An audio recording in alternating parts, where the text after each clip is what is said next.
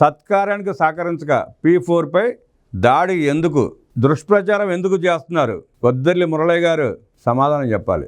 6/4/2025 ఆదివారం అవినీతి పుత్రిక సాక్షి ఎడిట్ పేజీలో తమ యజమాని అవలక్షణాలని చంద్రబాబుకు అంటగడుతూ వర్దెర్లి మురళి మరో భారీ వ్యాసం రాశారు. ఏరు దాటక ముందు ఓడ మల్లన్న, ఏరు దాటాక బోడి మల్లన్న అనే సామెత సరిగ్గా జగన్కు వర్తిస్తుంది, కానీ మీరు చెప్పినట్టు చంద్రబాబుకు కాదు. మురళయ్య గారు మద్య నిషేధ హామీపై మాట తప్పి మడమ తిప్పారు. పైగా మీ అవినీతి కోసం విషపూరిత మద్యం పోసి 35 లక్షల మంది పేదల్ని రోగాల పాలు చేశారు. 3 రెట్లు మద్యం ధరలు పెంచి పేదల సంపాదన కొల్లగొట్టి పేదల్ని నిరుపేదలుగా మార్చారు. వేల కోట్ల మద్యం కుంభకోణం చేశారు. మెగా డిఎస్సిపై మొండి చేయి చూపి వేలాది మంది యువతను ఆత్మహత్యల పాలు చేశారు. అలాగే గంజాయి డ్రగ్స్ మాఫియాతో కుమ్మక్కై యువతను నిర్వీర్యం చేశారు. ఇలా జగన్ మేనిఫెస్టోలో 85% హామీలకు ఎగనాం పెట్టారు. అమ్మఒడికి 13,000 ఇచ్చి నానబుడ్డిలోంచి 1,00,000 కొట్టేశారు. డ్రైవర్కు 10,000 ఇచ్చి పెట్రోల్ డీజిల్ రేట్లు పెంచి 1,00,000 కొట్టేశారు. పైగా ఆర్టీఓలతో కేసులు రాపించి ఆ ఆటో కార్మికులకి నరకం చూపించారు. మత్స్యకారునికి 10,000 ఇచ్చి చెరువులపై వారికి ఉన్న హక్కుల్ని తొలగిస్తూ జీవో నెంబర్ 217 తెచ్చారు. ఇలా నవరత్నాల్ని నవమోసాలు చేశారు. ఇవి మీ బోడి మల్లనకు అతికే సత్యాలు. డీబీటీకి 2.73 వేల కోట్లు ఇచ్చి పేదల్ని ఉద్ధరించినట్లు నాన్ స్టాప్ కాకి గోల చేస్తున్నారు. పేదల్ని సొంత కాళ్లపై నిలబెట్టి BC, SC, ST, minority supply నిధులు 1,00,000 కోట్లు దారి మళ్లించారు. ఒక్క విషపూరిత మద్యంలోనే 99,000 కోట్లు పేదల సంపాదన కొల్లగొట్టారు. 9 సార్లు విద్యుత్ ఛార్జీలు పెంచారు. డీజిల్, పెట్రోల్ ధరలు తారాస్థాయికి పెంచారు. ఇలా ధరలు, పన్నులు, ఛార్జీల బాధుడితో వేల కోట్లు పేదల వద్ద పిండుకున్నారు. ఇలా 10 రూపాయలు ఇచ్చి పేదల వద్ద 100 కొట్టేశారు. పేదల పేరుతో 6 లక్షల కోట్లు అప్పులు తెచ్చారు.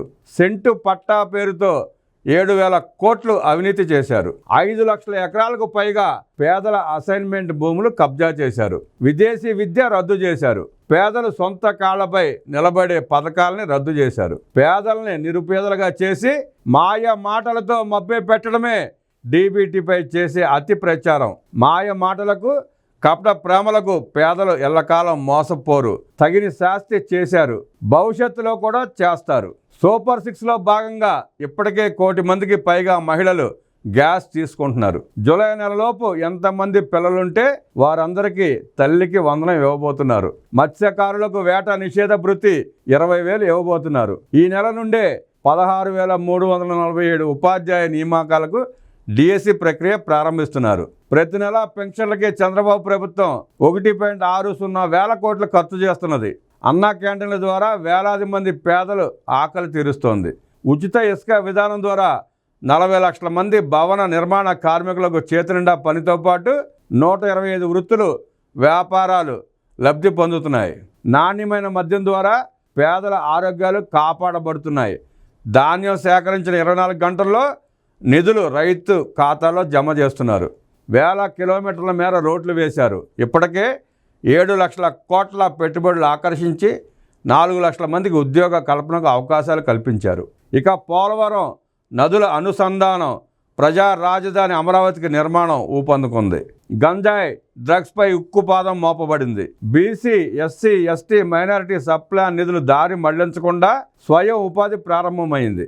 ఇలా 9 నెలల్లోనే 50% పైగా మేనిఫెస్టో హామీలు కూటమి ప్రభుత్వం అమలు చేసింది. 5 ఏళ్లలో జగన్ 85% హామీలకు ఎగనాం పెట్టాడు. ఏపీలో కానీ దేశంలో కానీ ఏ పార్టీ కూడా మొదటి ఏడాది మేనిఫెస్టో హామీలన్నీ అమలు చేసిన పరిస్థితి లేదు. జగన్ మొదటి ఏడాది అమలు చేసిన హామీల కన్నా కూటమి ప్రభుత్వం ఎక్కువ రేట్లు హామీలు అమలు చేసింది. సూపర్ 6లోని ప్రతి హామీ అమలు చేసి తీరుతుంది. P4 అంటే జగన్ ముఠాకు ఎందుకు అంత వణుకు?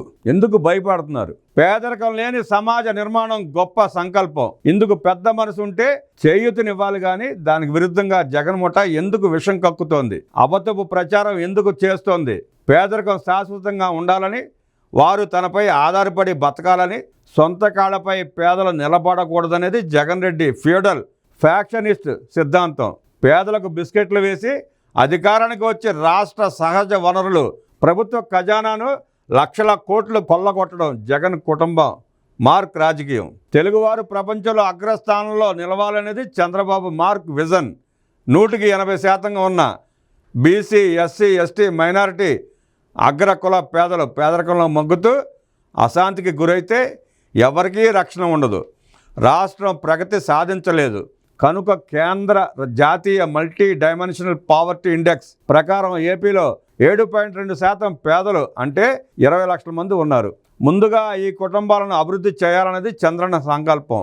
గతంలో జన్మభూమి ద్వారా గ్రామాలను అభివృద్ధి చేశారు. స్వర్ణాంధ్ర విజన్ 2047 లక్ష్యాలలో భాగంగా నేడు కుటుంబాలను అభివృద్ధి చేయుటకు మార్గదర్శి బంగారు కుటుంబం అమలుకు కృషి చేస్తున్నారు.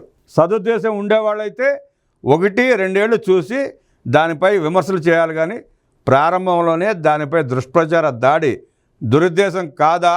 ఏపీలో ఆదాయపు పన్ను చెల్లిస్తున్న అధిక ఆదాయ వారు 8 లక్షల మంది అన్న జగన్ మాట అబద్ధం. నేడు ఏపీలో 22 లక్షలకు పైగా అధిక ఆదాయపు పన్ను చెల్లిస్తున్న వారు ఉన్నారు. వీరితో పాటు లక్షలాది మంది తెలుగు ఎన్ఆర్ఐలు ఉన్నారు. వివిధ రాష్ట్రాలలో స్థిరపడి మంచి స్థానంలో ఉన్న తెలుగు ప్రముఖులు ఉన్నారు. వీరందరినీ భాగస్వాములు చేయడం ద్వారా 20 లక్షల పేద కుటుంబాలని పేదరికం నుండి ఉన్నతికి తీసుకురావడం సాధ్యమే. మనసుంటే మార్గం ఉంటుంది. అమరావతి అభివృద్ధి ద్వారా దాని చుట్టూ ఉన్న వేలాది పేదలు పేదరికం నుండి బయటపడతారు. బీసీ, ఎస్సీ, ఎస్టీ, మైనారిటీ కార్పొరేషన్ల నిధులు దారి మళ్లించకుండా స్వయం ఉపాధి పథకాలు అందించడం ద్వారా రాబోయే 5 ఏళ్ళు కొన్ని లక్షల మంది పేదలు పేదరికం నుండి ఉన్నత స్థితికి వస్తారు. 20 లక్షల కోట్ల పెట్టుబడుల ఆకర్షణ ద్వారా వచ్చే ఉద్యోగాలు, ఉపాధి పేదల అభివృద్ధికి దోహదపడుతుంది. ఇలా ఎన్నో విధాల 20 లక్షల పేదల అభివృద్ధితో పాటు రాష్ట్ర అభివృద్ధి కూడా సాధ్యమే. ప్రూఫ్ ఆఫ్ కాన్సెప్ట్ 1 కోటి మంది డ్వాక్రా అభివృద్ధి మన కళ్ళ ముందు ఉంది. తెల్ల కార్డులు 1,48,00,000 ఉన్నాయన్న జగన్ రెడ్డి తన పాలనలో ఆ కార్డులు ఉన్న వారందరికీ నవరత్నాలు ఎందుకు ఇవ్వలేదు? కేంద్ర ప్రభుత్వం ప్రకటించిన మల్టీ డైమెన్షనల్ పావర్టీ ఇండెక్స్ ప్రకారం రాష్ట్రంలో ఉన్న పేదలు సుమారు 20 లక్షల మంది మాత్రమే. పేదల్ని అవమానించింది, హత్యలు చేసింది జగన్ రెడ్డి ముఠానే. చంద్రబాబు పేదల్ని అవమానించారనేది వాస్తవాల్ని వక్రీకరించి చూసే అబద్ధపు ప్రచారమే. రైతు బిడ్డలు చదువుకోవాలని చంద్రబాబు అంటే దాన్ని వక్రీకరించి ముందు వెనక మాటలు కత్తిరించి వ్యవసాయం దండగా అన్నారని దుష్ప్రచారం చేశారు. ఇలాంటివే మిగిలిన ఆరోపణలు కూడా. జగన్ పాలనలో ఉప ముఖ్యమంత్రి నారాయణస్వామిని నిలబెట్టి మంత్రులు కుర్చీలో కూర్చున్నారు. బీసీ మంత్రి చెల్లుబోయిన గోపాలకృష్ణ, వైవి సుబ్బారెడ్డి ముందు మోకరల చేశారు. జగన్ కూర్చుని ఉంటే బీసీ, ఎస్సీ మంత్రులంతా మునికాళ్లపైనే నిలబెట్టేవారు. 5 లక్షలకు పైగా పేదల అసైన్మెంట్ భూములు కబ్జా చేశారు.